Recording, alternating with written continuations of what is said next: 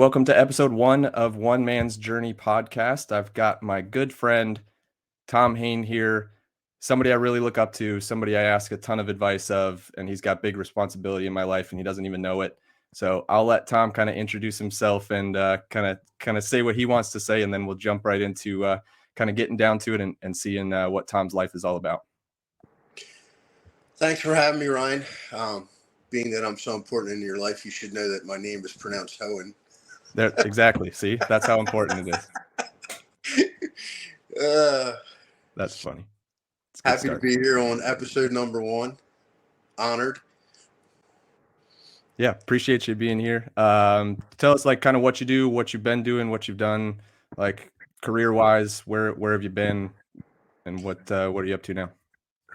If I tell you, you're going to make fun of me because I'm old, and you love to do that. But I've been in mortgage, title, real estate for this is my 38th year, and currently running a national title division in Florida, and of course that's where we met. But just doing the thing, getting business from builders and realtors and mortgage professionals and occasionally customers. But been doing. I know you're in mortgage in the past. What made you want to flip over to the title side? A really, really stupid client. So I won't go into the long story, but somebody was at the dawn of the internet told me that he was going to wait for interest rates to go down, and the guy was saving a substantial amount of money and cashing out and doing all kinds of things that were really positive for him, and he saw on the internet that rates might go down. So I literally told the guy he was turned down, walked upstairs to my landlord, told him that I was at the end of my lease, asked him if he wanted to buy my furniture, and then called another friend who had a bigger mortgage company and asked him if he wanted me to buy it. So guess if I'd had a partner, maybe I'd still be on the mortgage side. He would have told me to take a vacation, but I never did that. So now I do title.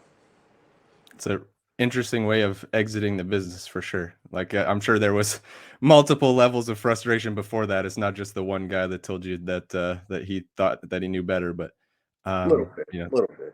Yeah, for sure. So tell us a little bit about like where you came from, like what childhood was like, what growing up was like, what you enjoyed. Tell us a little bit about your life. Grew up in Maryland. Grew up in a row home.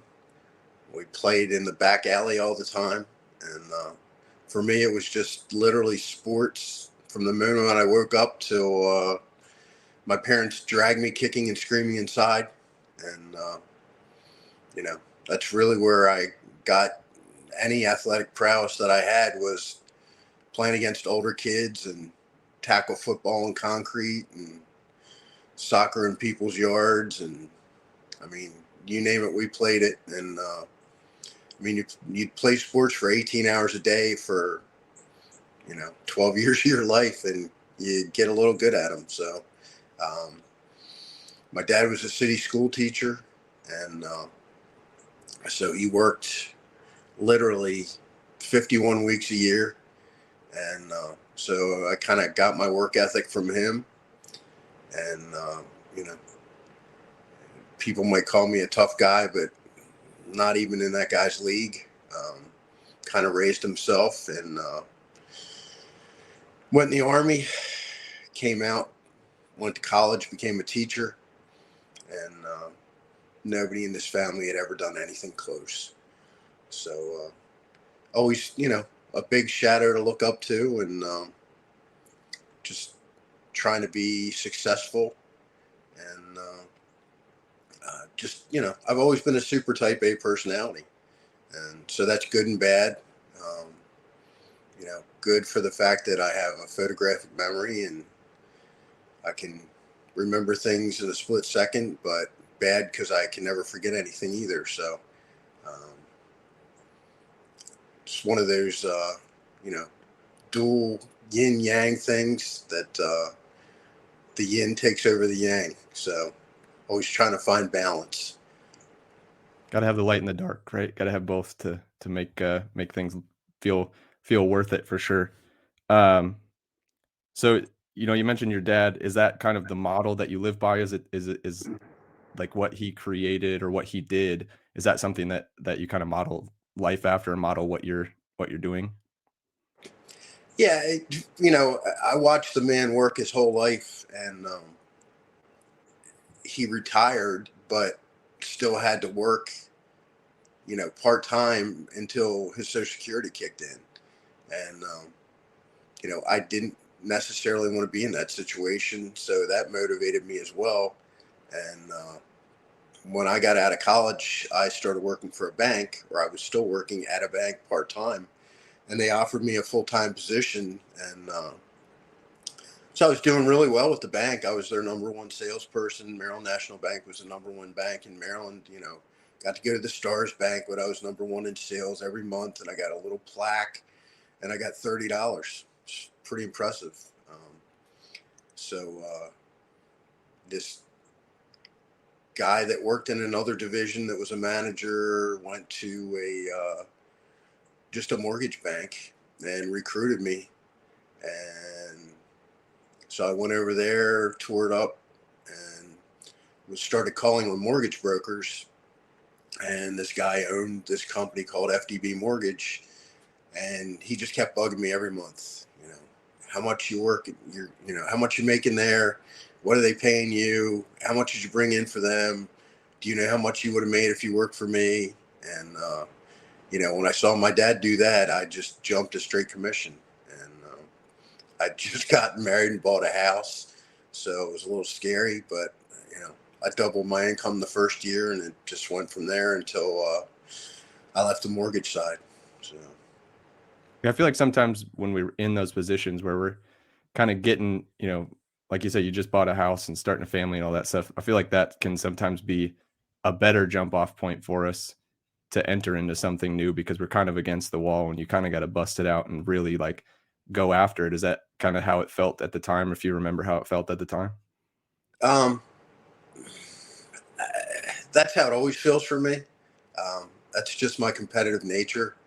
Um, Sometimes in my career, I've literally switched jobs because I was stagnating, and I kind of knew that I had to prove myself all over again in a new position. Of course, anyone that hires you either knows of you or um, knows something about you through social media, through some avenue, um, which is why they're recruiting you. But you still have to prove yourself all over again, and sometimes that's motivation enough when you're just sitting in a job and you're, the old fat and happy thing. That can really become a thing in our industry when times are good, and um, you know you start making money and you think you're king of the world, and you forget that this can turn on the dime and you can be broke and you have to start all over again. And it's just a cyclical business. So Yeah, it's definitely saving for the rainy day aspect of it because the rainy day can come at any point. It's been, the last couple of years that it just doesn't stop raining. Like it feels like it just keeps freaking coming. yeah. And that's just the way, that's the way the industry works and stuff like that for sure. So what like if you would pick one thing, what would you say that drives you the most? um you're gonna make me get really deep here. Putting you on the spot, bro. um if you want to get really deep in years of psychology, still trying to impress the old man.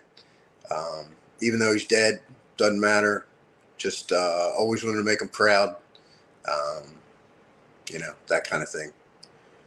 So Yeah, we've had this conversation before, right? And it's something that obviously rings true for both of us, and I think that's probably why we connect so well is we're always looking up to that father figure and trying to prove it. And we both deep down we both know that we've already surpassed whatever expectation that isn't really there at all. We're just making this up for ourselves, And but if that's what it takes to get you to the next level, that it's okay to come up with something like that and create that. And the tough part becomes when you look at that above all else and go, well, I'll never live up to that, when really in reality we both know that we've already lived up to that. So I think that, like I said, I think that's why we connect so well, and that stuff, because we do have that mindset. Switch gears a little bit. What's one of your favorite quotes of all time? Um, Anytime anybody compliments me, insults me, I always go back to Roadhouse and Wade Garrett, and I just say opinions vary. Just throws people off. Whether it's a compliment or an insult, they just really don't know what to think. So, you know, I've done it to you. Just love that quote. Yeah, that's an interesting one to look at, because it can be taken so many different ways, like you said. Like, and you're just saying it to say it to make them think about something different, instead of what they're, the track that they're on. And like, you know, that's a deep a mind attack, right? Like, that's one of those bombs that gets planted, and like a week later they're like, what the hell was he talking about? Why did he say that? And it's pretty funny to think of it that way, but also like, that's a hell of a trick, right? Like, that's definitely the way to do it. And no, I love that. So if you would, like, outside of your dad, what would you say would be a model of success? Like who would you look at and go, that guy is successful? You know, I've never been one, as much as I'm a huge Chicago Bears fan. Um, I mean, Walter Payton was somebody I looked up to. I named my son after him.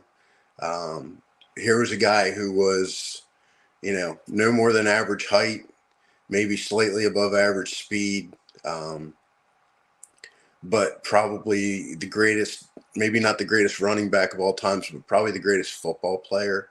The guy could run, he could pass, he could block, and he just had the heart of a lion. And people have heard about Jerry Rice's workout and all that stuff, and Walter Payton drug him to his mountain that was in his backyard. It was his property, and he just killed Jerry Rice. So nobody worked harder than Walter Payton, um, and his book was called Never Die Easy, and he learned that from his coach at Jackson State. And if you notice, the guy probably gained, they figured, 2,000 yards from not stepping out of bounds where other people would. He would just drop that head or throw that stiff arm and just run right into people. And this is a 6 foot tall, maybe 200-pound guy going against, linebackers, D line, just monsters. Just didn't care. So, What is your biggest challenge on a day-to-day basis? um, me personally, anxiety. Um, Being a type A personality, um, I've learned through the years that I can handle like two major stressors. And once we get to three, that's when my body starts fighting back. But, like you said, with the industry for the last 2 years, I mean, that's one right off the bat. Um, I've got a kid that is doing okay now, but, had horrible epilepsy. So that was one for 14 years, 13 years. Um, so, lots of things there, but that's probably the main one. How do you combat that? Because obviously you got to get out of bed and still do the damn thing. So how do you get through that? Because I've dealt with anxiety, and obviously all of them are different, but you know dealing with that, you have to just fight a way through it. And how do you, like, what mindset, or do you listen to something, or do you look at something, or do you think of something that gets you through it to get up and still do the thing? Um, I had a really cool, and again, I'm aging myself, cassette that was kind of like a self hypnosis thing that really helped me a lot. But of course, cassette players died, the tape died, the guy didn't make any more stuff. So I've been looking for that kind of stuff forever, but I can still, because I do have a photographic memory, I can go back and remember that. So I can do this self relaxation thing if I really have to. Um, but just like you, exercise. You know, I when I had my first panic attack, I of course went to a shrink to find out what was wrong with me, and they wanted to put me on meds. And you know, other than occasional Xanax when it's really bad, I never wanted to go on an antidepressant or anything, so I just self-medicated with exercise. And whenever I get to a certain point, I know I have to get back in the gym. I have to get back on the bike, whatever it is. Um, playing sports. I could play sports like I was a kid and do it hours a day. Working out for me is drudgery. I hate it. I had to do it for sports to be good, but I'll play sports all day. Working out seems like a chore to me, but you kind of have to do it, and so that's really how I drag myself out of anything is working out. That leads me into the next question, and you kind of probably answered it already, but what's one thing you do consistently that you hate doing, but you know you have to, and you continue to do it? And how do you push through that aspect? Like, what's the mindset that you put yourself in? Is it just one foot in front of the other, or how do you get to that point? Because we all have those things that we have to do that like we absolutely just hate doing, but they have to be done. And what's your thing, and how do you get through it? Honestly, it's not as bad as it used to be, but it used to be cold calls. And cold calls don't necessarily mean the phone for me, before COVID. Now, of course, we live in Florida, so it wasn't really the same, but going into offices, just talking to people, that used to be a thing. And as much as I have that personality and I can do it, you feel like you're on stage, and you have to turn it on, and you have to turn it on for a certain number of hours a day. And so sometimes when you come home, you're just wiped out from that. And just being nice to everybody and having something nice to say to everybody, and making conversation with people that maybe don't want to have a conversation. And you know getting them to talk, getting them to open up, um, connecting with them on some level. And once you break that barrier, you find out that people are just people. And you know if you can have a relationship with somebody that's mutually beneficial, um, and that's the thing, right? It's the mutually beneficial part. My whole life, my wife gives me a hard time because I throw it out there, and you know tough guy with the big heart, but I reach out, try to help people, don't get a lot in return. And she just, yells at me, "Why do you keep doing that? Why do you do that?" Because obviously I'm getting something out of it, um, regardless of whether it's monetary or um, something, anything good in return. I'm getting something out of it, whether it's just for me to feel good about helping people, whether they do anything in return. It's just something I do, and been let down by a lot of people, in my life that I've brought up. Um, but at some point that they want to compete with you. They don't want to be led anymore. They want to compete, and so that's people forget. It's like people make money and forget where they came from. Um, they forget what you did for them, and doesn't matter. I'm still doing it, so that's kind of my thing. I think that's the tough part about leadership, right? Is the aspect of once they get to a certain, like the people that you're leading, once they get to a certain level, it's not necessarily that they get a big head or anything like that. It's just that's the natural progression of that student master relationship, and becoming so much to that extent that you have to actively fight to like fight against competing, I guess. Like you have to recognize that like the person that trained you is not your competition. You are your own competition. And so being able to, fight against that mindset is something that isn't really taught. It's something that you have to kind of discover on your own. Uh, and at least for myself, that's the way it's been. Has been like at some point, like I'm putting in either more effort or getting more results than people that have trained me in the past, and then I have to like actively recognize like they're not competition. Like they're still there to help. They're still there to be there. They still know things that you don't, and you have to like actively remind yourself of that because it can go the other direction that you just explained super fast. And I think that if you're not mindset training, that's why that happens. Yeah, well, and you're obviously really self-aware, which most people are not. I work with people all the time. My business on the title side, at least, um, I have a very hard time, other than when I owned a title company, keeping a job for more than 4 years.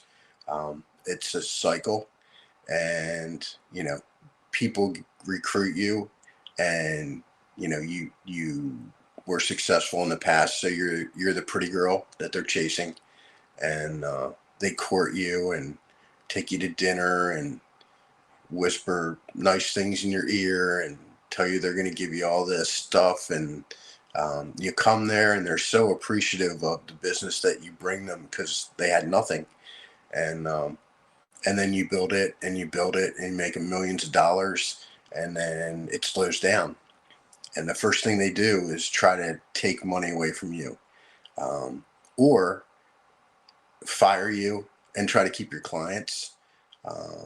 It's happened so many times I can't name, but that's disappointing, you know. But it happens all the time, so it's good that you're self-aware and you know these things at such a young age.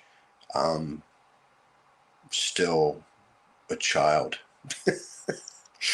I uh, I Come know on, my man. weaknesses, but you know, I'd be happy just out playing sports all day and doing nothing. If I could, I would. So, Yeah, that'd be the life, right? Just go out there and play to just play. But um, that's an interesting concept. And like you said, with the stealing of the clients, I've ironically 4 years at both companies, the exact same thing happened when I left. Marketing goes out with your name on it and they pretend to be you until they get into the process, and then like there's so much, like this industry is fucking broken.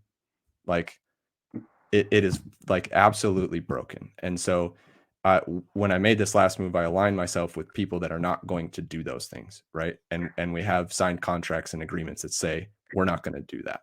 And even if we didn't have those agreements, the word is there, like just knowing the people I'm working with, right?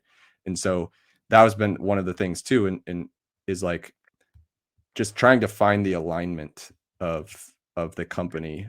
And while we can preach and say the company doesn't really matter, it's the person that's doing the business, the company kind of matters afterwards, right? So you have to think about that exit plan and think about that future and think about what can happen instead of just thinking about like all the good shit that's there, right? And a lot of people that make jobs or change jobs, that thought process isn't there. They're only thinking of, okay, I can get paid more at this company. I can get a better split. Or, real estate agents are like, oh, I can go with this big name and I'll get more people because I'm with a big name brokerage. And it all boils down to the trust factor and the ability to align yourself with the people that A, you're working for, and B, that you're working with. And that's really where me inviting you on to this is I feel like we align on scary amounts of stuff in our life. Like we go back and forth, and it's just like we're the same person, although many many many many many years apart. We are the same person. You know, thanks for that. you called me a baby. I got to call you an old man. So, but if there's one message you'd want to leave, for somebody that's out here like struggling or having a hard time, like if there's one message you'd want to leave with that person, what would that message be? Shit can turn around in a day. So you just don't know. Um, like you alluded to, this business is it's just fucked up.